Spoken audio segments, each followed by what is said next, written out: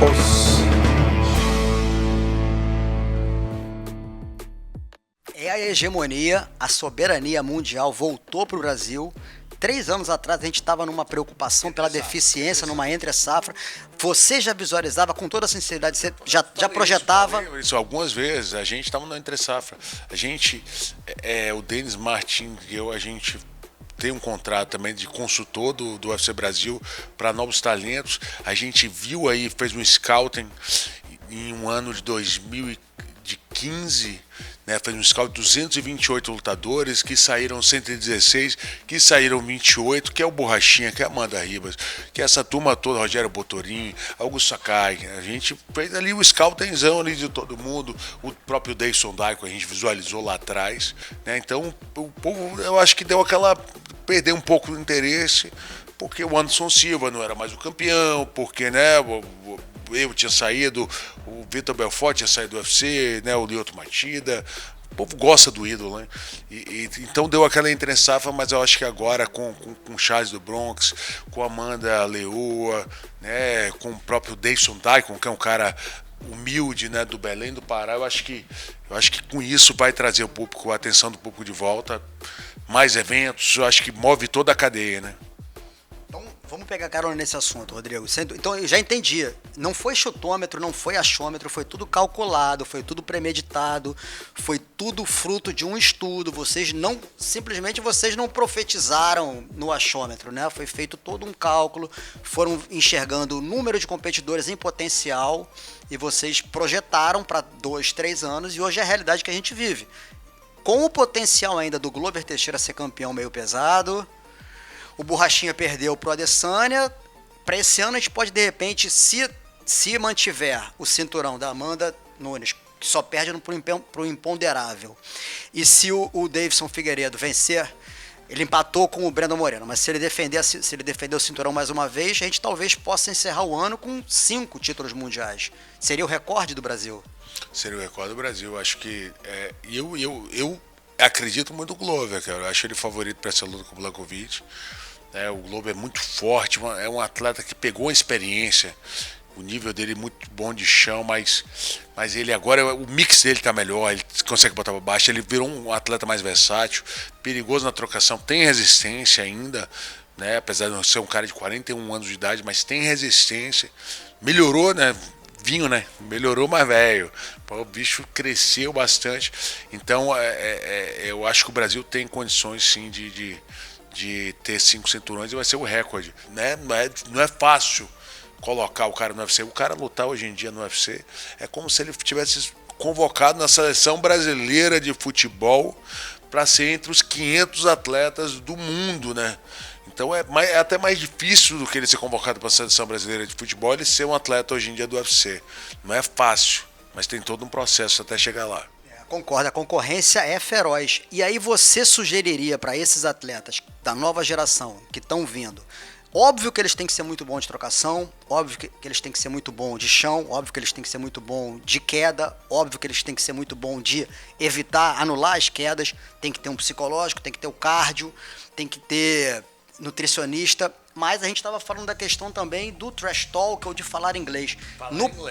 No pacote agora, a nova geração tem que entender que para ser profissional, especialmente do UFC, tem que também usar as mídias virtuais, as mídias sociais e falar inglês, né, Rodrigo? Com certeza, acho que muitos dos atletas que lutam no UFC são atletas que a organização entende que eles são conectados. A Amanda Ribas, por exemplo, a menina que poucos meses estava ali já falando inglês, tem uma mídia social, né, de milhares de comentários em cada post que ela faz. É uma pessoa, hoje em dia faz a propaganda da Fiat, né, faz o comercial do House em âmbito, né, nacional, né, tá em 2 campanhas nacionais grandes, não é campeã do UFC ainda, mas pra você ver, já tá com o package completo, fala inglês. Pô, chegou lá em Abu Dhabi, conversa com o Sheik, né, troca ideia em inglês com todo mundo. Olha só o nível que é, né, uma pessoa dessa, o evento é internacional, né? Se ele não souber desenrolar, realmente ele fica ilhado. Tem que ter carisma. Rodrigo, você é super empreendedor, é um empresário que tem o Tim Nogueira, tem o Energy Drink, tem, certamente investe em cavalos e sei lá mais quantas coisas que eu desconheço. Você é Hall da Fama do UFC, você é embaixador do UFC, você tem um cargo de gestor de gerência no UFC também, não é? É isso, como embaixador do UFC, e a gente gerencia, né, e o Denis Martins, a parte de atletas do UFC, né, toda a parte de performance e desempenho do UFC, a gente está cuidando. Hoje a gente está fazendo um excelente trabalho com o PI, né, o Performance Institute nos Estados Unidos. O UFC Brasil, ele se organiza de certa forma. Nosso sonho é ter um físico instituto aqui no Brasil também. Bom, então é isso. Já ficou aqui explícita a tua multifuncionalidade, que você tem que ser um polvo com 21 tentáculos, mas tem mais uma função que eu ainda não falei. Você é comentarista do canal Combate. Quais são as maiores dificuldades que você enfrentou para se adaptar como comentarista? Você é um cara super articulado, super comunicativo, mas você fica às vezes numa saia justa. Se você quiser falar alguma coisa, você acha que pode incomodar, poderia conflitar? Você é 100% espontâneo? Quais são as maiores dificuldades que você tem? Às vezes você pensa muito rápido, não consegue. Quais são as dificuldades nessa nova investida como comentarista do canal Combate? Então, muito pelo contrário, como você falou, eu penso muito rápido. Não, esse jeito baiano depois, sim, esse sim já me dá 2 segundos para pensar antes de falar, né? Então eu sou exatamente o contrário. Atropelo. Eu penso, eu dou um antes, né? Mas eu sempre sou otimista para os brasileiros e muitas vezes eu faço previsões que os brasileiros de repente vão ganhar a luta, porque eu sempre estou positivo em questão dos lutadores brasileiros, por ter intimidade muito grande. Eu ligo, eu converso com todos os, né? Hoje são 96 atletas brasileiros que lutam no UFC, né? Fora os Estados Unidos, é a maior delegação do mundo, né? Não é à toa que a gente está aí com 4 cinturões, né? 7 disputas de cinturões nos últimos anos, no último ano, né? É recordista, Brasil e Estados Unidos, né? Então eu falo com os atletas brasileiros quase que diariamente não, eu falo diariamente com pelo menos 4 atletas. Então eu sou positivo com esses caras, realmente eu sou positivo. E às vezes eu não quero, às vezes um brasileiro está tomando um atraso na luta, eu não gosto muito de comentar. Né, mas eu posso comentar alguma coisa de um jeito que não seja pejorativo. Pô, o cara tá entrando na porrada. Eu não vou falar isso nunca de um atleta brasileiro, mas sim que ele realmente, desse round, ele tomou um prejuízo. Uma coisa tem que ter um dedo. Isso aí, né? Tem que ter um dedo na hora de falar para a gente, às vezes, não incomodar nenhum atleta brasileiro. Mas eu acho que o momento agora é bom. É bom, é positivo pra gente, é positivo pro próprio canal que tá ganhando mais assinantes, né? Com o Davidson Daico, pra te falar, a gente cresceu, né? TV a cabo às vezes caiu nos últimos anos. A gente cresceu muito nas regiões do norte do Brasil, né, com o título do Davidson Daico. Com certeza vai crescer muito nas comunidades, né, de São Paulo, porque o esporte é movido de ídolo, né? Da comunidade de São Paulo e todo o Brasil que fala essa língua de comunidade através do Charles do Bronx. E ainda com o Glovão podendo representar Minas Gerais, Sobralha. Sobralha, Minas Gerais. Aí falar Glovão, vamos tomar aquela cachaçinha depois. Cachaçinha com energético. Vou contar uma história que uma vez, eu não vou falar o nome aos bois, mas uma vez a gente estava foi um jantar de executivos, né? Aí estava um cara do Itaú, um cara do Bradesco, executivos grandes, um grande executivo do UFC, né? Eu, o Glover e outro lutador do UFC. E aí chegou na mesa, o outro lutador começou a falar mal do UFC. Pô, que situação ruim, né? Porque o UFC não é justo, porque o UFC... Pelo amor de Deus, cara, o UFC, posso falar, o UFC é uma organização que não criou o esporte, mas que trouxe o holofote mundial para o esporte. O que era o esporte antes do UFC? Era difícil de ver as lutas do Pride. Eu tinha que trazer as VHS que vinham de lá depois da minha luta. Eu trazia aqui pro canal Combate, a gente só podia assistir 2 dias depois, 3 dias depois, na chegada eu trazia, o Zé Mário trazia, entendeu? Então as lutas não passavam ao vivo, tinha dificuldade de sinal. O UFC hoje é transmitido para 120 países. Né?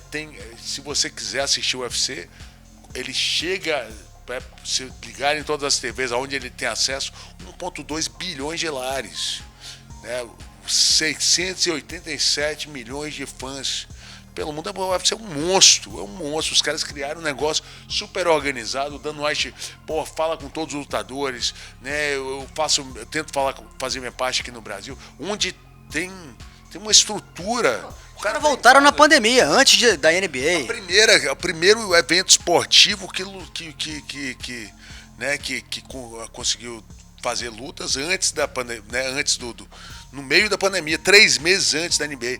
O que vai fazer? Faz uma ilha mesmo. Faz uma ilha. Fizeram e depois o NBA copiou o UFC e fez a própria ilha. E outros esportes fizeram as ilhas. Então o UFC realmente é a organização mais organizada, esportiva, a liga esportiva mais organizada do mundo. Tá, mas conclui a história. Aí o camarada falou mal, você tava com o Glover, e aí? Aí começou a falar do UFC. Aí o Glover pediu um saque, né? Era um restaurante japonês. E falou, e o Glover gosta de uma cachaçinha, falou: meu amigo, toma essa cachaçinha aqui japonesa que você tá muito amargurado. Rodrigo, quem é o cara mais forte do mundo? Bob Sapp, Brock Lesnar ou Ngannou? Eu acho que no momento enganou, né? Não, mas assim, imagina o Bob Sapp todos no auge. Falar de força, o Bob Sapp era mais forte. Era mais forte, né? Entendeu?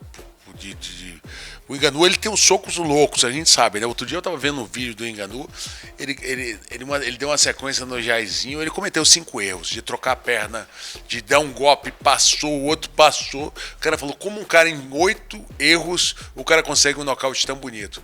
Então ele não é um cara mais técnico, mas é um trabalhador, né? É o cara do momento agora. Na atualidade, ele é o mais forte. Mas então o mais forte dos 3 no auge seria o Bob Sapp. O Bob Sapp, no auge era muito produto, né? Pois é. Não era Minotauro, era uma coisa mais... E pra quem não sabe, cara, naquela época que era tudo muito empírico, cara, na verdade aquilo até depõe contra, né? Aquela musculatura gigantesca pro cara oxigenar, o cara vai cansar mais rápido, mas um trapézio que, pô, maior do que meu fêmur. Mas por incrível que pareça, pro tamanho, ele ainda tinha uma resistência boa, né? Ele era atleta, jogador. Era jogador de futebol, então ele ainda conseguia manter uma certa resistência. Mas muita coisa também até atrapalhou ele, né? Tanto é que ele foi até mais ou menos a minha luta, 1, 2 lutas depois ele começou a baixar e foram inúmeras derrotas, né? Mark Kerr também. Pra mim é a minha luta preferida da história da humanidade, tá? Foi teu melhor momento na carreira? Tem alguma coisa que supere isso? Não, foi um grande momento. Eu lembro que o camping de treinamento, né, quando eu lutei com o Bob Sapp, você tem que pegar um cara mais ou menos do peso, do estilo. A gente não sabia direito o cara pegar, né? E eu consegui o cara mais pesado que eu consegui treinar.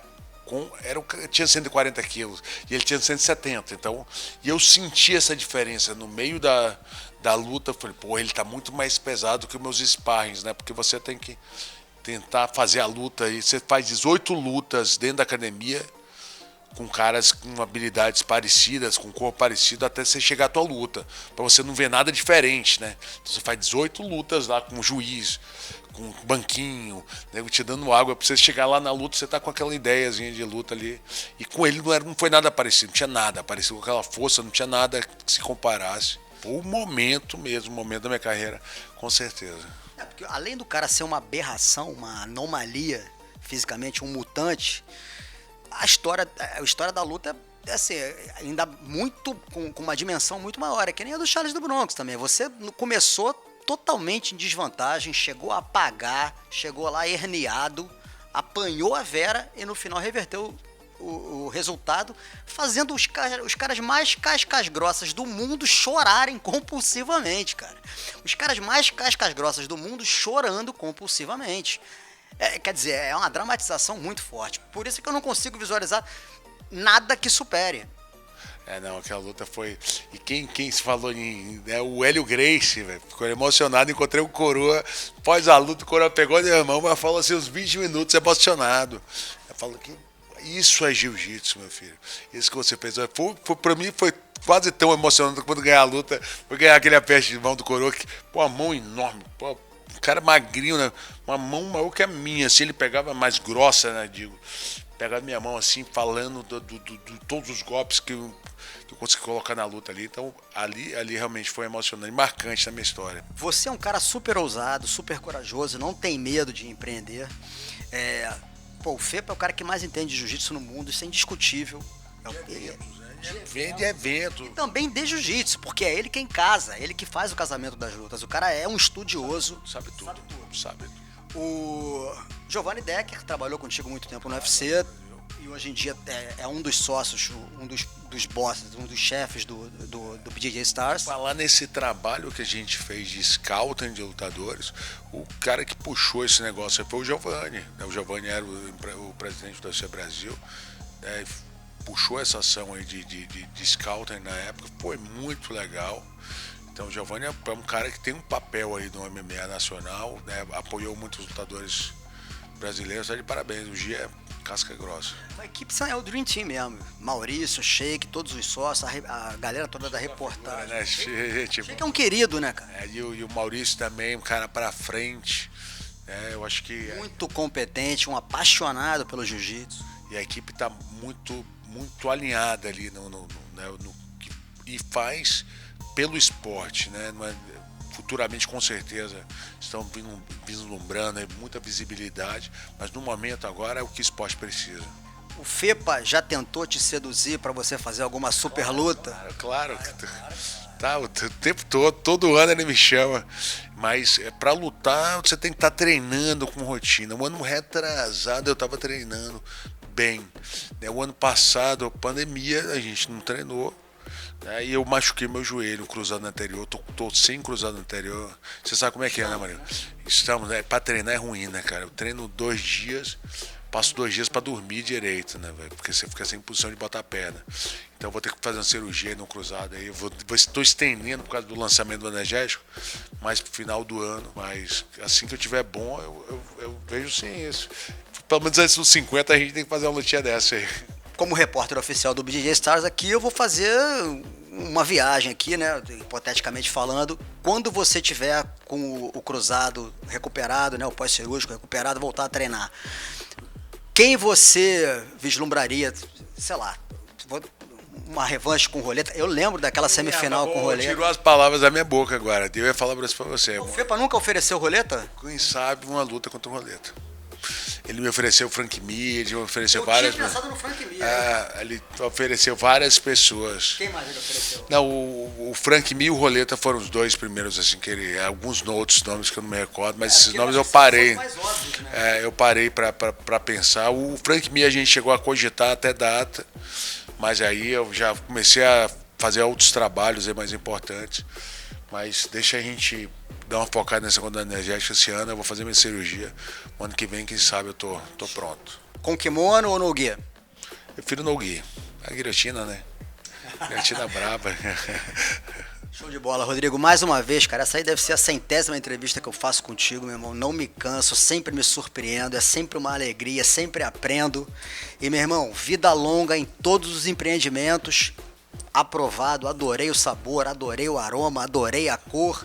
Fiquei muito feliz em saber que até ecologicamente a garrafa é correta.